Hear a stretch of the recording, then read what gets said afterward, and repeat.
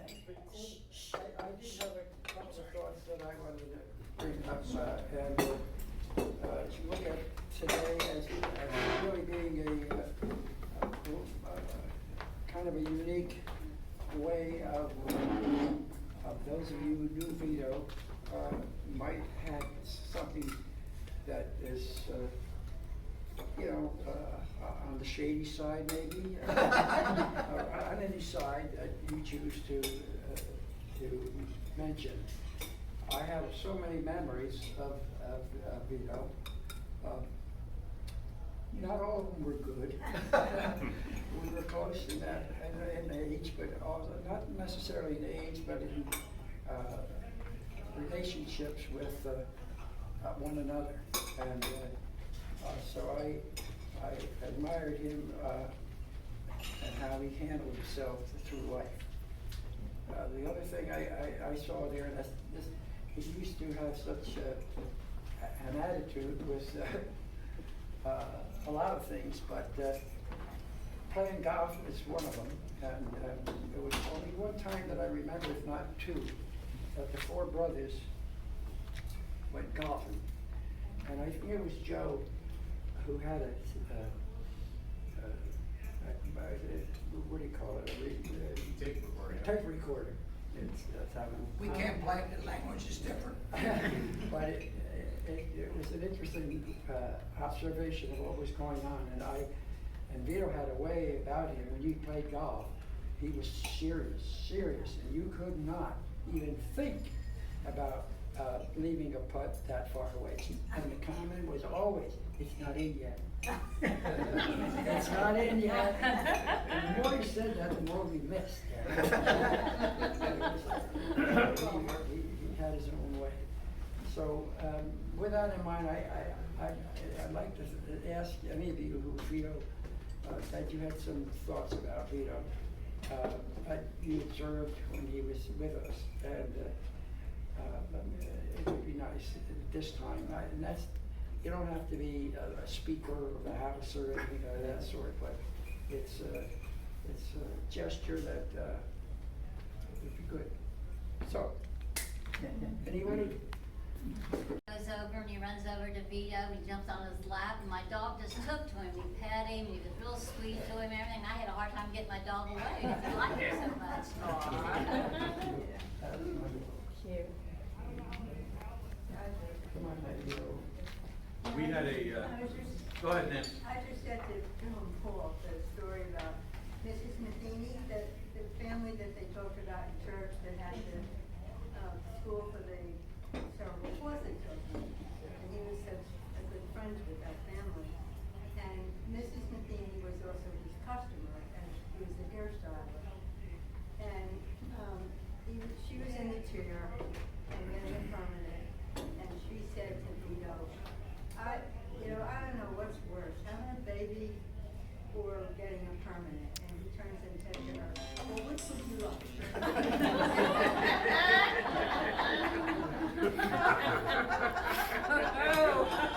That's pretty good. That was good. My name is I'm not bachelor all through life. That's an interesting comment. Sure. How much time you guys have? Well, working almost pretty much alongside him for 30, 40 years. Many things have happened over that amount of time. The changes in personality and stuff. One of the things was when my sister was alive, they had a beauty shop on the side, mine was a barber shop. And the door in the middle, and then a hole in the middle for the radio and the telephone. So I get working in there, and some older women would remember permanent wave solution, the great smells that you had there. And I would say to my brother, would you just close that door? They're not smelling. So that went around for many, many years. And then I boarded up the side.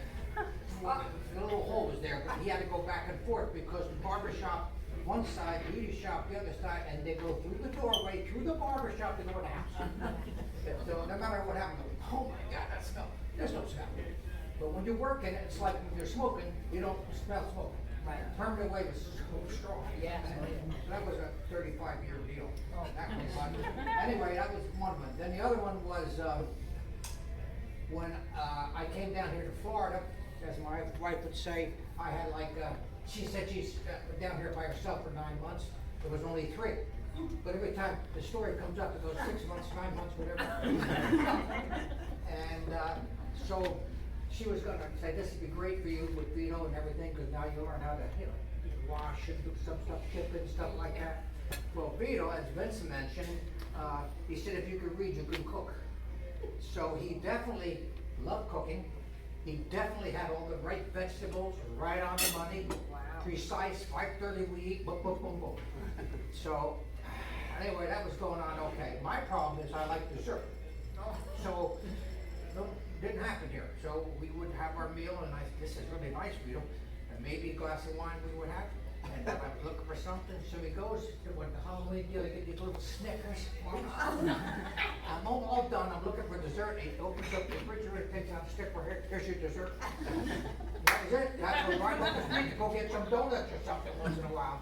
But he treated, I said to Jessie, I said, she would call me, and she's by herself, of course, and she's got maybe TV dinners or whatever, and what you doing? I said, well, we had a hard day, we're gonna go out to dinner, and Vito made, he loved that George Foreman grill, so he would make fish on the George Foreman grill, and he would do, everything was excellent. I'm supposed to be helping, so I went to get up, no, don't touch the dishes. I got the dishes, we're not done eating, we're almost done eating, gets up right away, start taking the plates out, start cleaning up. Precise. I said, oh man, this is pretty cool. And she was wondering about how am I gonna, what about the, don't touch that. Don't touch this, don't touch that. I said, oh man. So, there was quite a few things that happened there, but I got to know him on the other side a little bit more, because it was 3 months, not 6, not 9, but 3. And, anyway, that was the other side, and more time to talk, instead of running through, and I can go on and on, but I'm gonna stop right there. That's good. Very nice. When their parents passed, Vito never cooked, so when their parents passed away, he took a big interest in it, and he called one of his Italian ladies, they knew, an old elderly lady, she gave him the recipe to make tomato sauce. So he made it, and he put it in a blender, and went all over home. And then he called me, and he said, well, what should I do? Well, we don't buy a wetsuit. Little ways. And Vince and Nancy, Paul, Joe, Susan, and Fred were all neighbors. And Vito happened to be down at the time visiting. And Vince was a little hesitant to, bring him over, and we insisted, please bring him over. And so he came over, and everyone brought some hors d'oeuvres and appetizers, and we had a big table full of food that we were all notching on in the kitchen area. And Vito was chowing down, man. He was chowing down. And when we finished, we said, okay, let's go into the dining room. We're going to have dinner. And I remember Vince telling me that Vito whispered in his ear, this wasn't dinner? There's more food. Then after dinner, Vito excused himself and went out to the family room and sat on the couch. So the gals were cleaning the table. And now it was time for dessert. And so Mary, my wife, went out, Vito, we're having dessert. Come on, don't you come sit with us? Okay. So reluctantly, he got up and went to the table. And I think he ate, I can't tell you how much dessert he ate.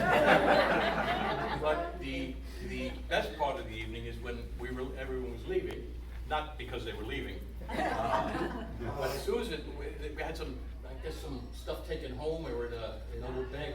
And Susan went to bend over to pick the bag up, and Vito goes, whoa! And we all broke out in laughter, and it just put a great ending on a great night. So that's one of my memories of Vito. But you left out the best part, which is he's like this with the hands. I didn't know because I was bending down. I didn't see anything.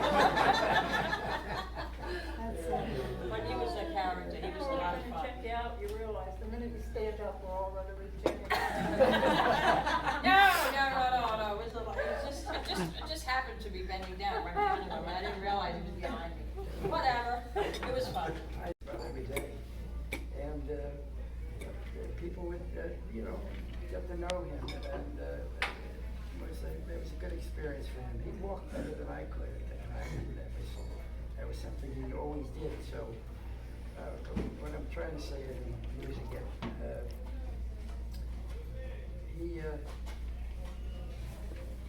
that happens as you get older. People lose concentration. I get it. A lot of people in the neighborhood.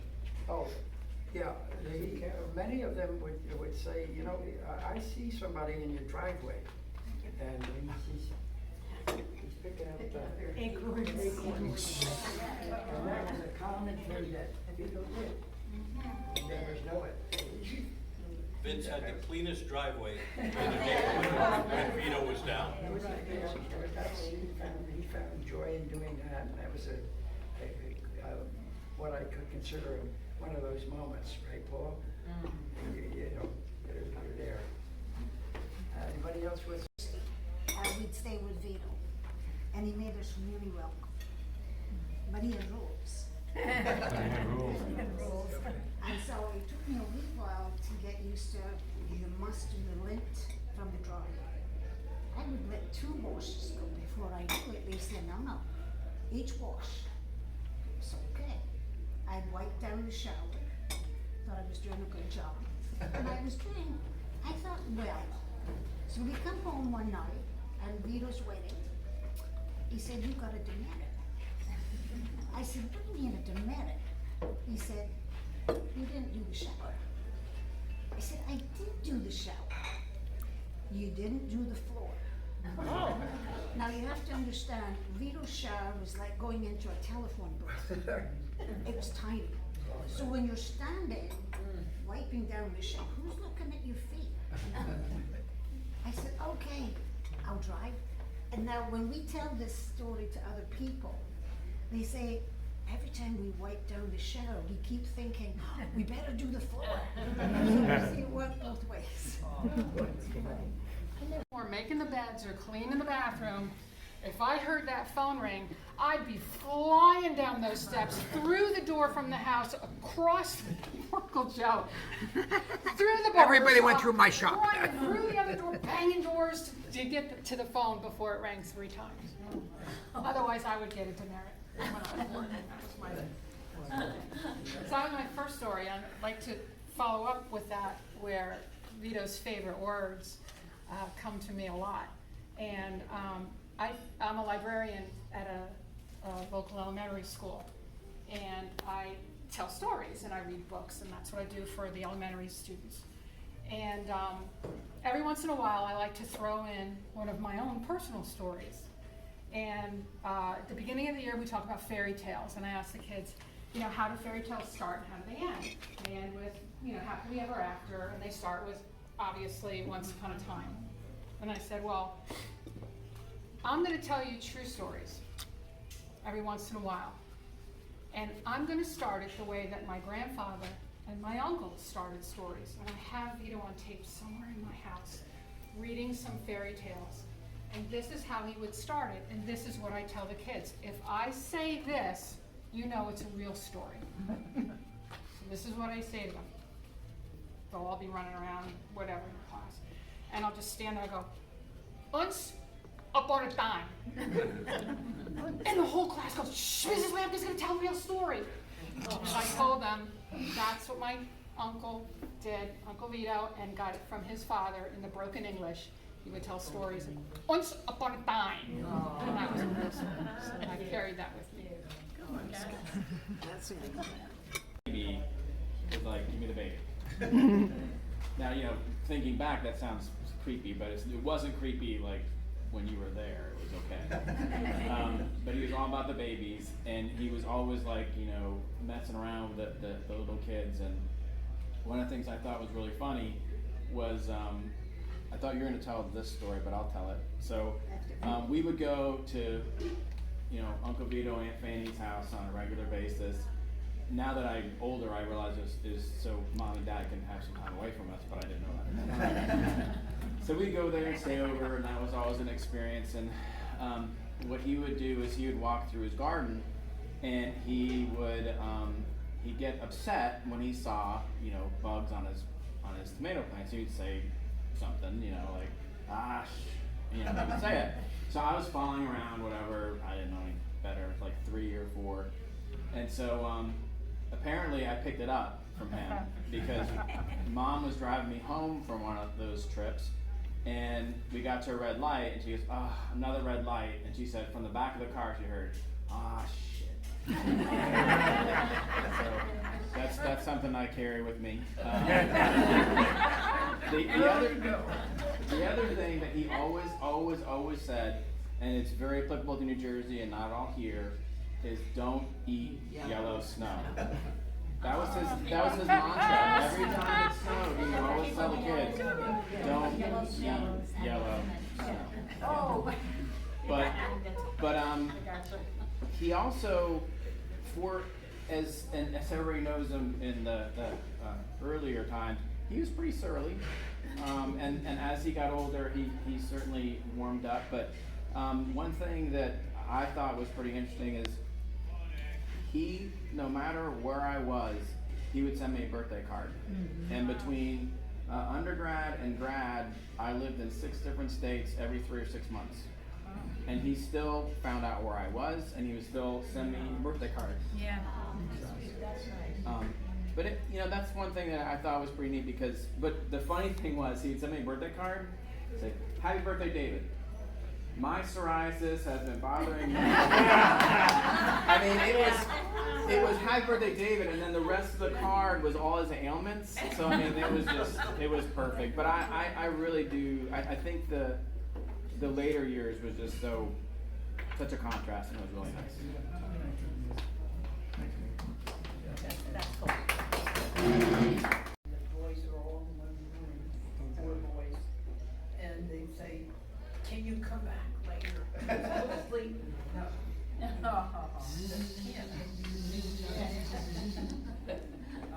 And it makes enough noise. Oh, yeah, the old fashioned way. I had music in my room on with Tchaikovsky or something, because I love that stuff. And it would be playing over there, and then little by little I'd have to go in the room and this done, and this done, and then it's done. Yeah. They all yell at me.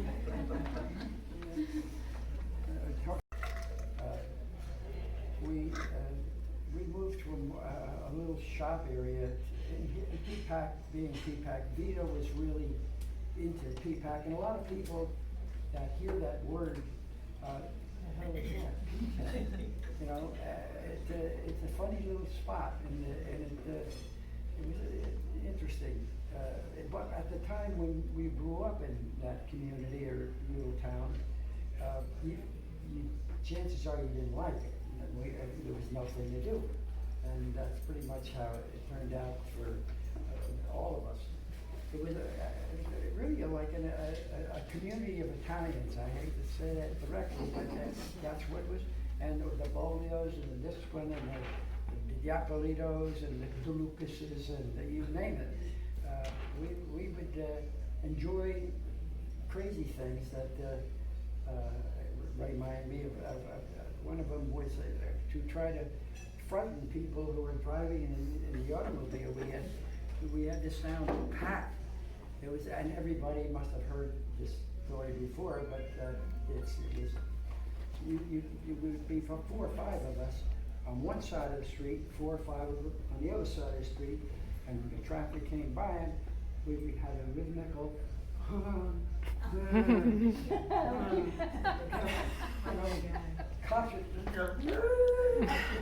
we'd laugh and have a ball just to do that over and over again.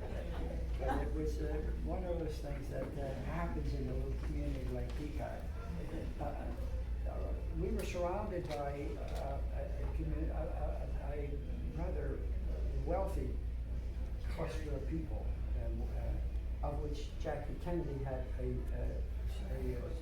summer spot there with horses, and there were big names, Blair, there was a lot of Ladd's estate, that's still interesting to hear about in that little town. So it was, and Vito, that was home. He was in the Navy, but he was called upon to do a lot of things, and but he was in fireman for 60 years. That was special. He was in the American Legion, and you know, they actually we decided not to bury him here, but to bury him in Peapack. So that's where he wanted to be, and we had a family discussion about that, and some were winners and some were losers, and but that's what we did, and that was the right thing to do. So time went by, and he just always was connected to town, Peapack Glass. He did.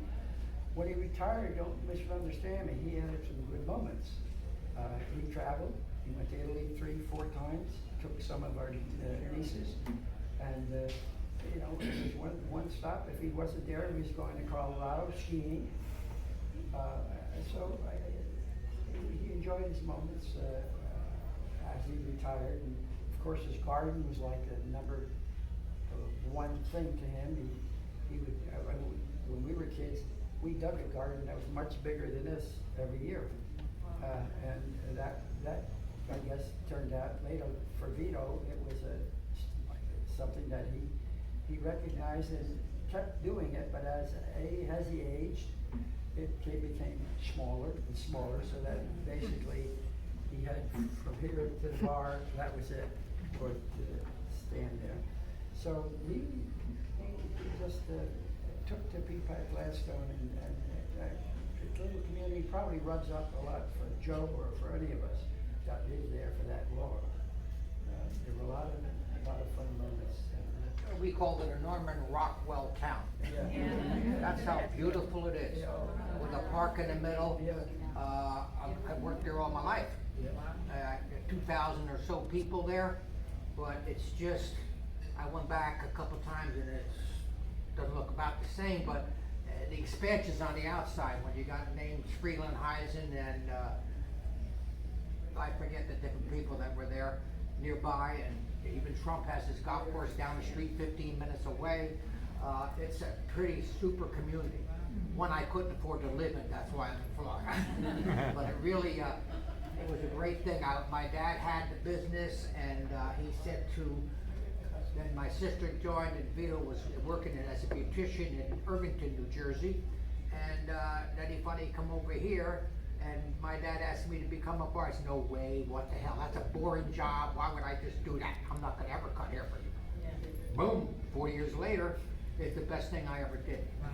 You meet everybody, you go to their weddings, you go to their funerals, and I still communicate with them, and I had a hard time leaving to come down here, but the grandchildren are here, so that changes everything. But as for Peapack Gladstone, it's a small village, but it is one hell of a place to be brought up in. We played baseball 6 days a week, borrow somebody's glove or whose bats and whatever. The old days, the way that I wish our kids had had. Those memories, and that's, as we get older, I look at that. Hold the memories. Talk about the people. You know, we talk about my sister all the time. It's just a good thing because we're all there. And I won't forget Vito. We had a lot of time, good time, bad time, but still, Vito was Vito. And the change that I saw from 2 times was in the very beginning, and then when I was with him those 3-4 months, and then when he came down here, it's like unbelievable difference. Then when he went into the memory care unit, he starts saying to people, thank you, and thank you very much, and I'm saying, what's your name? I said, I can't believe this. And it was because of this dementia. And the lady, he's so sweet, he said, what? But it's so different.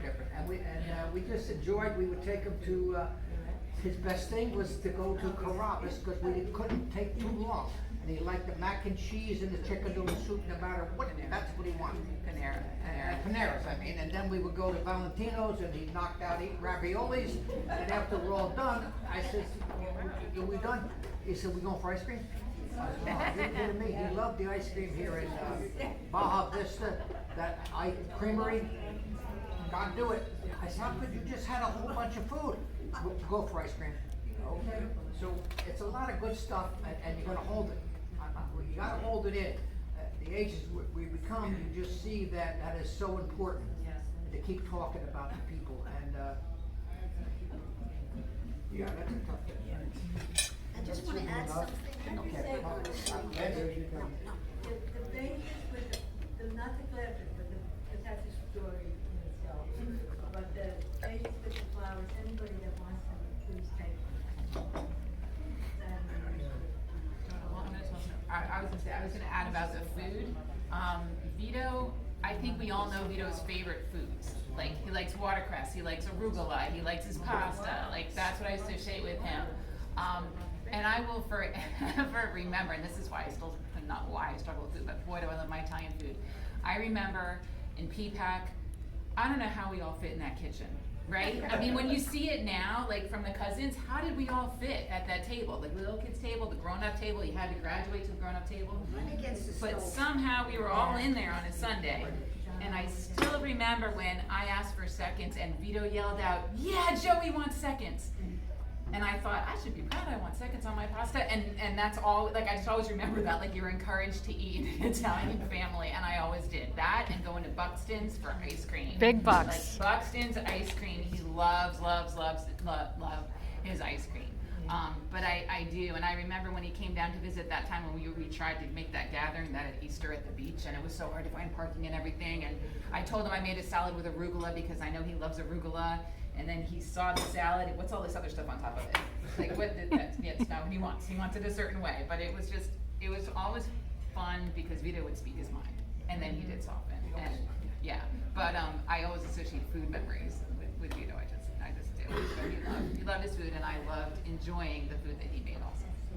Well, and the challenge as a kid was they always, if it was Thanksgiving, they started with pasta. And of course, we all filled up on pasta, and the turkey comes out, and we're like, what? So, that was a regular thing. And then it was Christmas, we start with pasta. And so I would always get the lecture like, okay, there's other food. You can't just, this is ravioli, I'm eating that. So, that was good. Most of it was homemade at that. Yeah. He was talking about when we would take Vito out for dinner. With having dementia, we would lose him for a little while, but then he'd come back, and it would be, that's Vito, he's in there. So when he was talking about go take him out for dinner, and I would joke and I'd say, "Hey Vito, you ate so much, you don't have room for ice cream." And he'd turn and say, "I'll break every bone in your body." It just came out of nowhere, and then he'd smile because he knew he had said something. And that's what we looked for, those little moments. We walked into the elevator about 2 weeks ago. And he said, "No smoking." And there was a sign on the elevator that said no smoking. You know,